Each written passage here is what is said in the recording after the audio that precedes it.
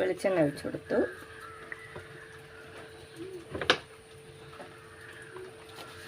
കടുക് ഇട്ട് കൊടുത്തു. ഇല്ല കേട്ടോ.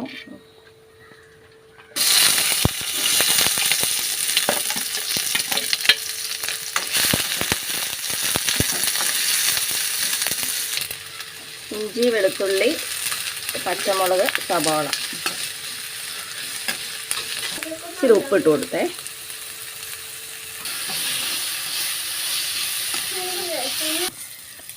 ഉള്ളി നല്ലോണം വഴന്നു വന്നപ്പോൾ അതിലേക്ക് മഞ്ഞൾപ്പൊടി, മുളക് പൊടി, മല്ലിപ്പൊടി, ഇച്ചിരി മീറ്റ് മസാല കൂടി ഇട്ടേ.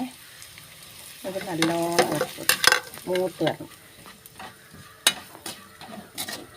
അതിലേക്ക് ചെറിയൊരു തക്കാളി മുറിച്ചിട്ടുണ്ട്. ഇത് എന്തിനാ ഈ മസാല എന്ന് പറഞ്ഞില്ലല്ലോ. ഇതിലേക്ക് നമ്മൾ കൂന്തലിട്ട് കൊടുക്കുക കേട്ടോ. നല്ലോണം കഴുകി വൃത്തിയാക്കി വെച്ച കൂന്തൽ.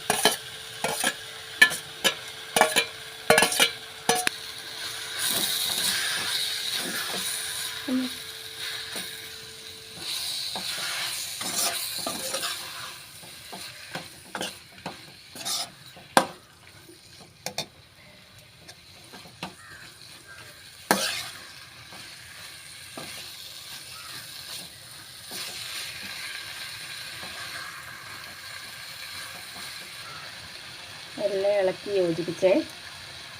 ഇനി അതിലേക്ക് കുറച്ച് വെള്ളം ഒഴിച്ച് കൊടുക്കണം. അയ്യോ കിട്ടി.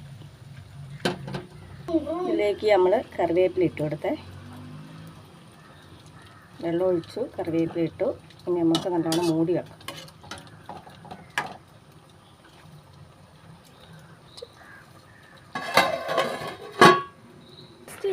ഇതപ്പം നല്ലോണം തിളച്ച് വന്നിട്ടുണ്ട്.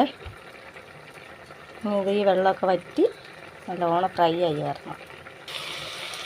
കൂന്തൽ അങ്ങനെ വെള്ളമൊക്കെ വറ്റി ഫ്രൈ ആയി വരുന്നുണ്ട്. കുറച്ചുകൂടെ വെള്ളം വറ്റണം, കുറച്ചുകൂടെ ഫ്രൈ ആവണം. ഇതിലേക്ക് നമ്മൾ കുരുമുളക് പൊടിച്ചിട്ട് കൊടുക്കുന്നുണ്ട്. ഇവിടെ ഇച്ചിരി എരിവ് വേണം, അതുകൊണ്ട് ഇവിടെ നല്ലോണം കുരുമുളക് ഇട്ടു. കൂന്തൽ ഫ്രൈ റെഡിയായി കേട്ടോ.